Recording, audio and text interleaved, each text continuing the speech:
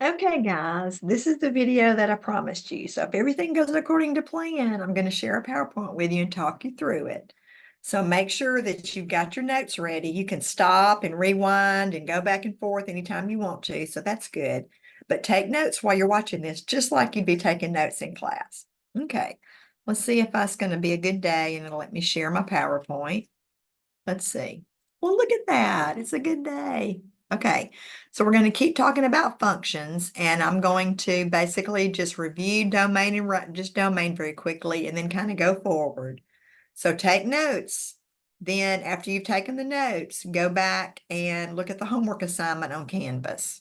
Okay, so let's review about domain. Remember, domain are the things going into your function. So you think of those kind of as your X values. So part of your homework, they're going to give you a function and ask you, what's the domain of this function? So there are only two trouble spots. Remember, we talked about the ones where it's a rational function. That's kind of like example 2 right here. All right, that means that you have a fraction where the letter is. Okay, that's a trouble spot. Another trouble spot is when you've got a root, like an even-powered root, like a square root. So if you don't have any of those trouble spots, then your domain is usually all real numbers. So what you're saying is when they ask you for your domain, they're asking you what numbers can you substitute in for X and get an answer back out. So look at this first one. It's just a polynomial, 6x squared minus 4x plus 2. It doesn't have a fraction where the letter is, so not a rational function. And it doesn't have an even-powered root. So that's why my domain's just all real numbers. Okay? Now look at example 2. This one is a rational function because you've got a polynomial over another polynomial. So remember what we said, we're going to go find what causes the trouble and we're going to throw it out, okay? So I take this denominator, x squared minus x minus 6, and I set it equal to 0, and I solve it. So remember, how do we solve a quadratic equation? We factor it. So that factors into x minus 3 times x plus 2. So when you multiply two numbers together and get 0, that means either the first one, x minus 3, is 0, or this second number, x plus 2, is 0. So x minus 3 is 0 when x is 3. X plus 2 is 0 when x is a negative 2. So if x is 3 or x is a negative 2, that's going to cause the bottom of this fraction to go to 0. So these answers are not your domain. Your domain's everything but these. So my domain would be all real numbers except negative 2 or 3. In other words, anything besides negative 2 and 3 work. Now, I don't care how you write your answer. You can write it in words like all real numbers except negative 2 or 3. If you look in the back of the book, they might have it written in what's called interval notation. Remember, parentheses mean do not include the number. Okay, a bracket means do include the number. So this says, start at negative 2, but don't include negative 2 and go to the left forever. Then this says don't include 2 and don't include 3, but include all the numbers between 2 and 3. And then this means start at 3, but don't include 3 and go forever to the right. So this means go forever to the left and go forever to the right, but skip over 2 and 3. So I don't care if you use just what we call kind of algebra notation, words, or if you use interval notation. Okay, and that funny looking U means union. It stands for the word or. Like remember up here I used or. Now if you've got an even powered root, you take what's under the root and you set it greater than or equal to 0 and you solve it. And this answer is your domain. So my domain is just all real numbers bigger than or equal to 1/3. And again, you can just write x greater than or equal to 1/3. So notice what we talked about in class. These are close enough to be dangerous. If you've got a rational function, you take the bottom and set it equal to 0. If you've got an even-powered root, you take what's under the radicand and you set it greater than or equal to 0. Up here, these are the answers you throw away. So your answers are all real numbers except those. When you have an even-powered root, this is your domain. This is not what you throw away. This is what you keep. Now, I showed you one that's a little strange. An even-powered root, what can I plug in for x and get an answer? So I took what was under the root and set it greater than or equal to 0. So I get 8x squared is greater than or equal to a -1. So when I divide both sides by 8, I get x squared is greater than or equal to a -1/8. So I didn't even finish it. Look at why. Any squared number is going to be bigger than a negative number. So no matter what I plug in for x, when I square it, it's going to be greater than this negative number. So that's why my domain is just all real numbers. Everything makes this true. So on your homework, when you've got domain, if you've got a fraction, you set it greater than or equal to 0. And this is what you throw away, okay? But when you have an even powered root, you set it greater than or equal to 0, and these answers are your answers, okay? Now, something new is a vertical line test. A vertical line test is an easy way to tell if something is a function by looking at the graph, all right? So they would give you a graph and ask you, is this a function or is this not a function? And the way you tell it is on paper or in your mind, you start drawing vertical lines. And the rule is this: it's okay to not hit the graph, and it's okay to hit the graph in one point. But if you can draw a vertical line and hit the graph in more than one point, then it's not a function. So look at this parabola right here. I drew this first line and it hit it in one point, so that's okay. I drew the vertical line somewhere else. I hit it in one point. That's okay. So no matter where I draw the remember vertical means up and down. No matter where I draw the vertical line, I only hit it at one point or no points. So yes, this is a function. Now look over here. This one's not a function. Here's why. If I draw a line over here, I don't hit that graph at all. That's okay. That's fine. If I draw it right at the y-axis, I hit it in that one point. That's okay. But if I move over anywhere and draw a vertical line, do you see how I hit it here and here at the same time? That's a no, you can't do that. You can't, with one vertical line, you can't hit the graph in 2 or more points, only in 1 point or 0 points. That's why this one is not a picture of a function. Now, this one's a little odder.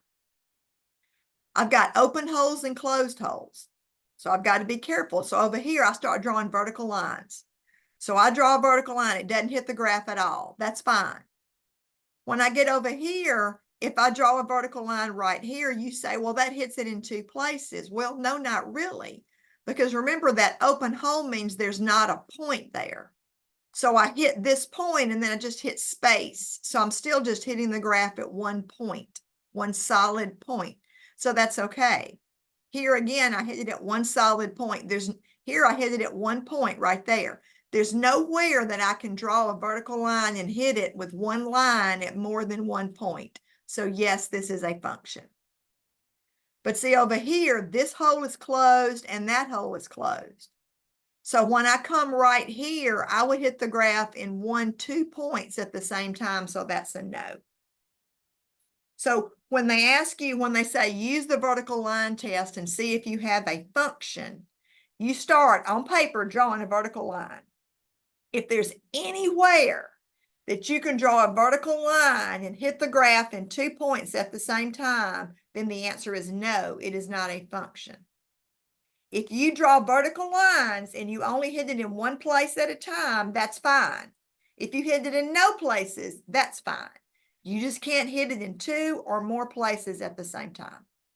So part of your homework is going to be to look at a graph and see if it passes that vertical line test. Sometimes they have the graph drawn. Sometimes you have to draw the graph. And so you can use your graphing calculator to draw the graph, or you can draw the graph by hand. Okay? Now, sometimes they're going to give you a function and say, find all the values where this function equals 0. So just set the function equal to 0. So for instance, look at this first one. If f of x is 8x plus 2, when is f of x going to be 0? So I took f of x and I put 0 in its place. So all I did was say, well, when is 8x plus 2 going to equal 0? And I solved this. I subtracted 2 from both sides, and then I divided both sides by 8, and then I simplified my answer. So the only time that 8x plus 2 is going to be 0 is when x is a negative 1/4. And you can plug in a negative 1/4 and check it and make sure that it checks. Now, look at this rational function. When is this fraction going to equal 0? When, like we talked about in class, when is a fraction equal to 0? When the top is 0 and the bottom is not 0. So all I did was say, all I've got to worry about is when is the top equal to 0? So I took the top off and I set it equal to 0 and I solved it. So I subtracted 3 from both sides, divided both sides by 2, and got x to be a negative 3/2. So if I put negative 3/2 in there, I get 0 on the top, and I do not get 0 on the bottom. So that means that fraction is 0. All right, look at this one. When is this function going to equal 0? So I set it equal to 0 and I solved it. But now this one's a quadratic equation. Remember, you solve a quadratic equation by factoring. So both of these have a 2 and both of these have an x. So I pulled out a 2x. So that left me x, excuse me, that left me x minus 1. Because 2x times x is 2x squared minus, and 2x times 1 is 2x. So again, this is saying two numbers get multiplied together and the answer is 0.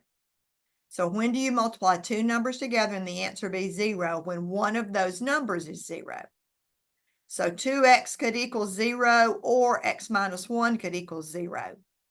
Well, when does 2x equal 0? I divided both sides by 2 and got x to be 0. Here I added 1 to both sides and got x to be 1. So if x is 0, that equals 0, and if x is 1, that equals 0. So I have two answers here. All right, when does this fraction equal 0?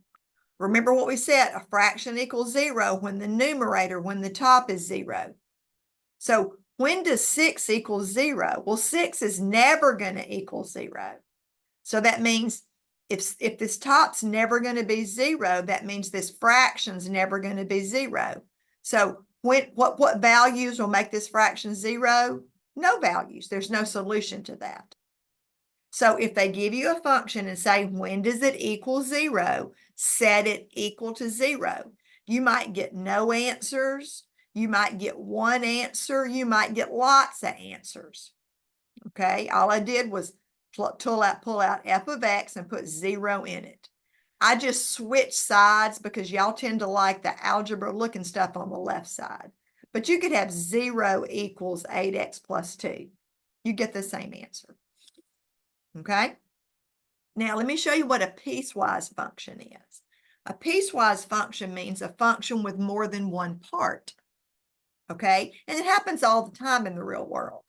You know, it'll be like if you buy less than 5, these are going to be $2 each.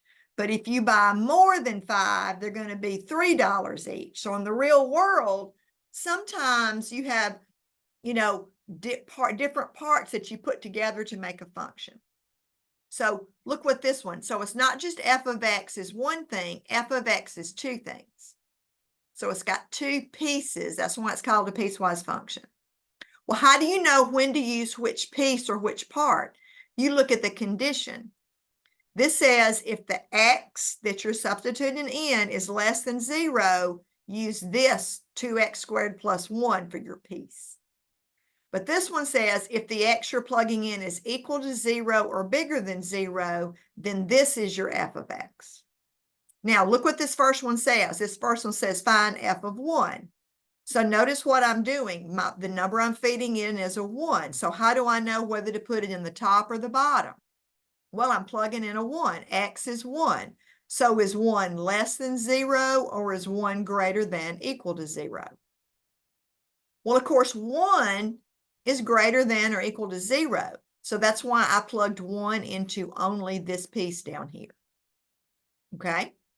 So I plugged 1 in for x. So 3 times 1 is 3, minus 5 is a negative 2. So I don't plug it in both places. Okay, I only plug it in to the part that makes the x value true. All right, look at this one. It says find f of 0. Well, again, my x is 0. So is x less than 0 or is x greater than or equal to 0? Well, if x is 0, then 0 is greater than or equal to 0. So again, I plug into this piece right here. See, 0 is not less than 0. I never plug it into both pieces, just one piece. So I plugged it into 0 again and got -5 for the answer. Now look at this one. It says plug in -2. Well, why didn't I plug in this bottom piece like I plugged in before?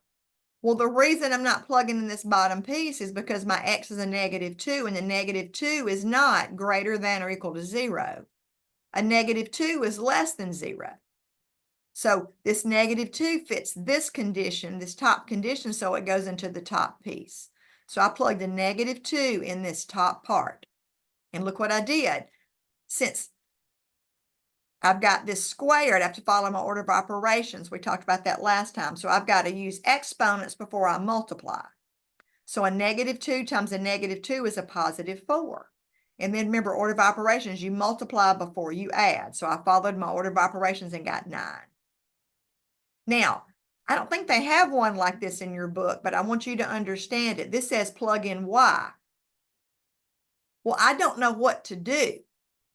I don't know what y is, so I don't know if y is a negative number, if it's less than 0, or if y is a positive number, or if y is 0. So if I don't know the value of this thing, I don't know which piece to plug it into. So I've got a question mark here because I wouldn't be able to work that problem. I don't have enough information. Well, now here you're like, well, you don't know what y is, but how did you know where to plug it in? Well, think about it. I don't know what y is, but I know I'm squaring.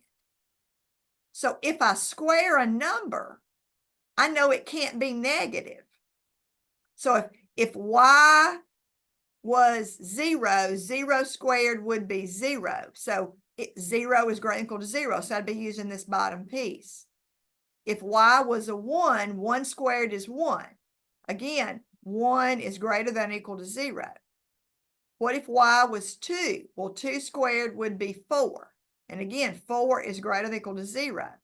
Well, what if y was a -2?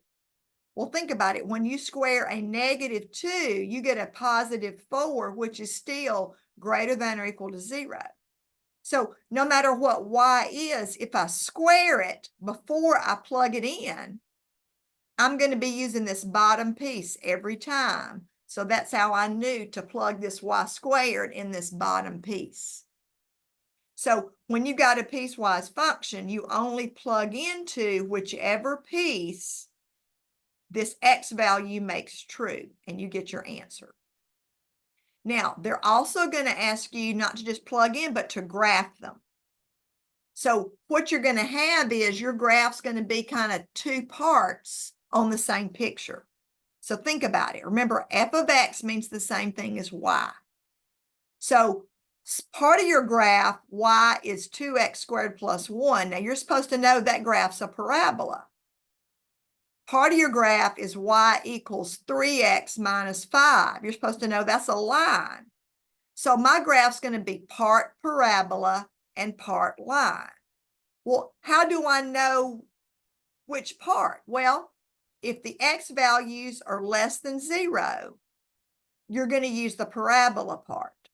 If your x is equal to 0, or if your x is bigger than 0, you're going to use the line part.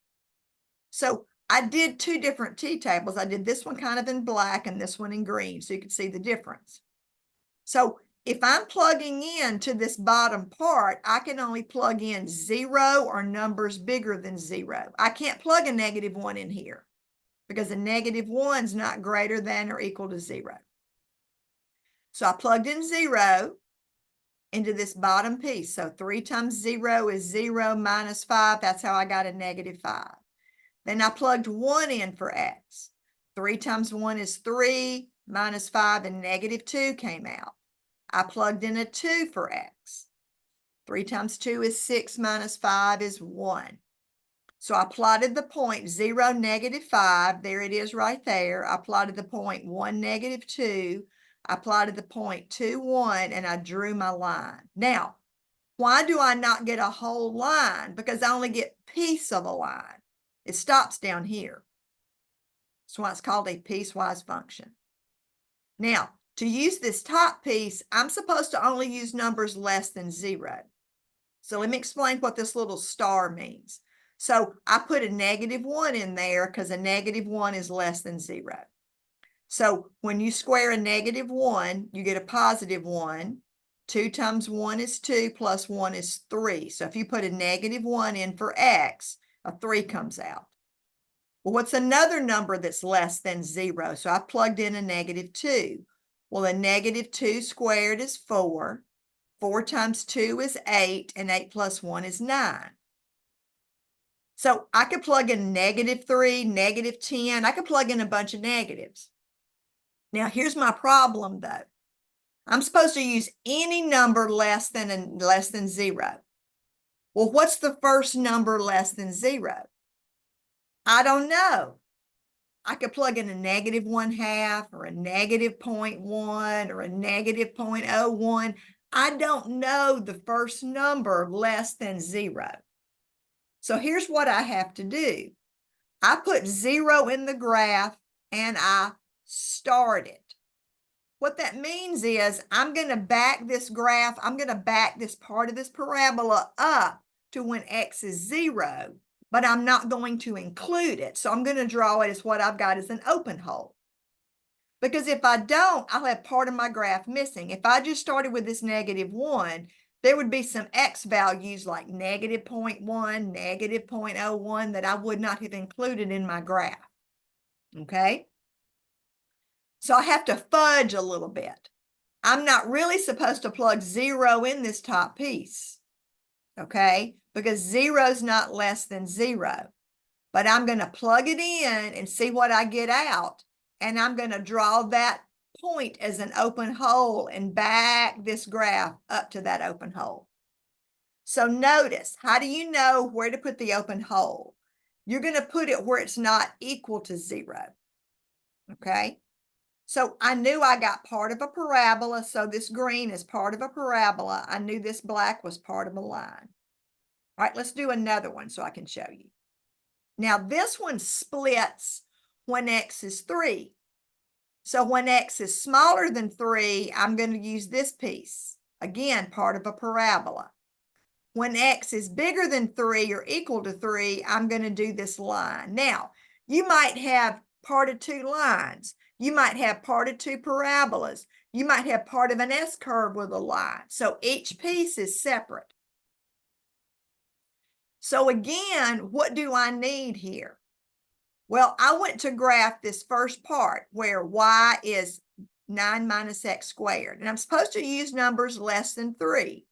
So that's why I picked 2 and 1. I could have picked 0. Everybody with me? I could use any number smaller than 3, -11. So I plugged in 2 and got 5. I plugged in 1 and got 8. Now, I'm not supposed to plug in 3 because x is not supposed to equal 3. It's supposed to be smaller than 3. So why did I plug in 3? Because I don't know the first number smaller than 3. So I have to fudge and plug in 3, but I start it to remind myself that when I draw this point, to draw it as an open hole. Now, what's hard for you to see is this. This one's purple. So when I drew the purple part, I drew the purple part as an open hole. And you're like, well, why is that hole closed? I'm going to show you in a second. Okay? When I come down here and did the green piece, which is x minus 3, I knew I was going to get part of a line. So here I am supposed to, it's okay for x to equal 3. So I put a 3 in and got a 0. I put in a number bigger than 3, 4, and got 1. I plugged in 5. 5 minus 3 is 2, and I graphed my line. But see, here's the deal. When I drew 3, 0 as a closed hole, it filled in that open hole. So sometimes the graphs connect on piecewise function because sometimes part of this open hole gets filled in with a closed hole on this other piece. And sometimes they don't get filled in. See, this hole, this point didn't close in that hole, okay? But only one time is X supposed to be 0. So when you plug in, when X, this 0 in this piece, it's an open hole. Just like down here, you're really only supposed to plug in 3 in this piece. So up here, though, I don't know the first number smaller than 3, so I'm going to fudge and plug 3 in this piece I'm not supposed to, but again, I'm going to draw it as an open hole. So you're going to plug this number. It's always going to be the same number in the pieces. See, here it's a 0. Here on the condition, it's a 3. So you're going to plug these number in both places. But where it's not equal, you're going to draw it as an open hole. So there was no equals here. So on this piece, it got drawn as an open hole. Here, there was no equals right here. So when I plugged in 0 on this piece, it got put as an open hole. So you're going to have to be able to graph piecewise functions. Now, this is just playing some algebra that looks complicated, but is not. They're getting you ready for calculus. Remember, this is pre-calculus. Here's what it says. Here's what f of x equals. F of x is 3x squared minus x. So it says, find this complicated looking thing. Find f of x plus h minus f of x over h. Oh, well, look at this one.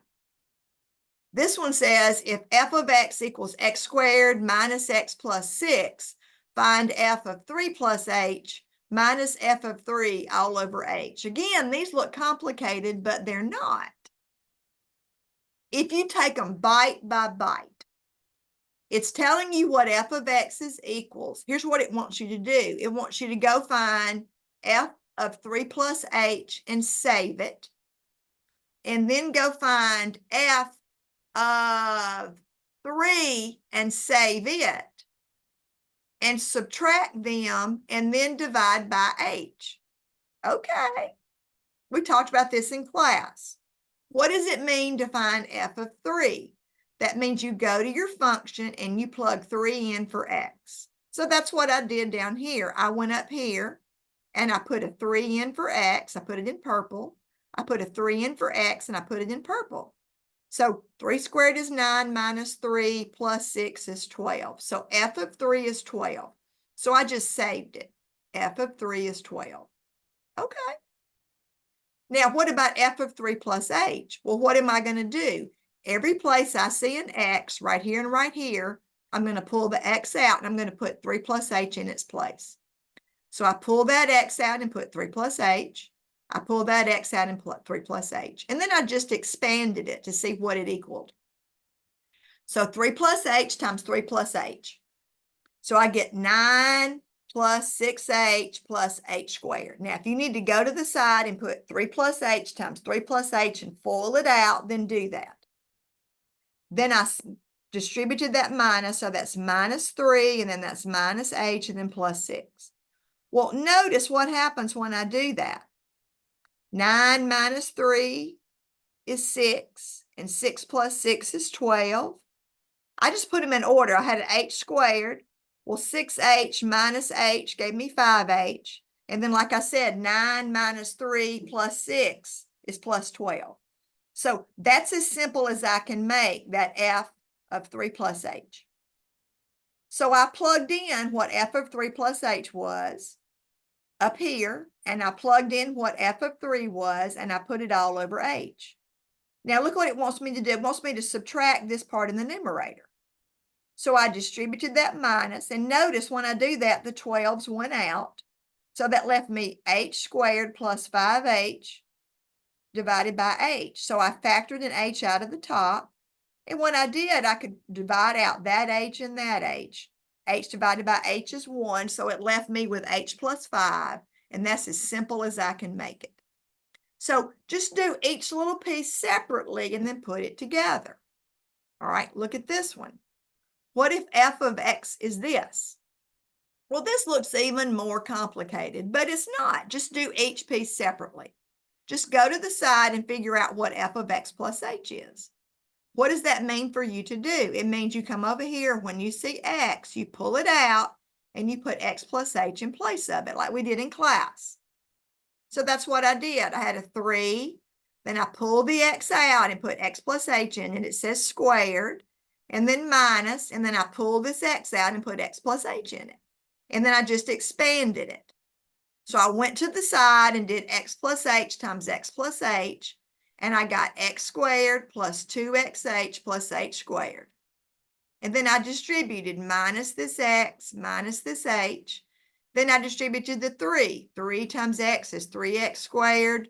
3 times 2XH is 6XH. And 3 times H squared should be 3H squared. So that's a mistake. So let's fix that. All right, so that should be 3X squared.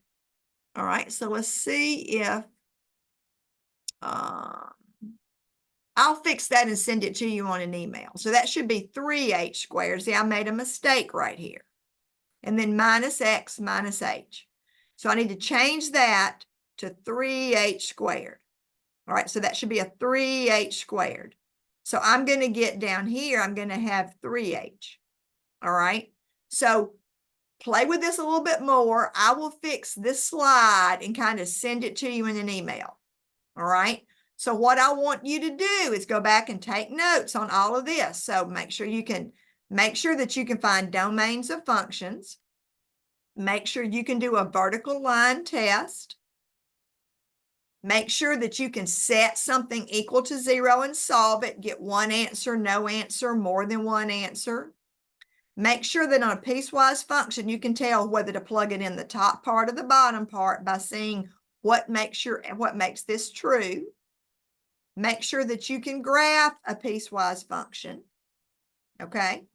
And then we're going to talk about this some more when I get to class. So you won't have any of this or this on your homework. This just to kind of introduce you to it real quick. So we'll play with this more in class, okay? Now let me stop this recording.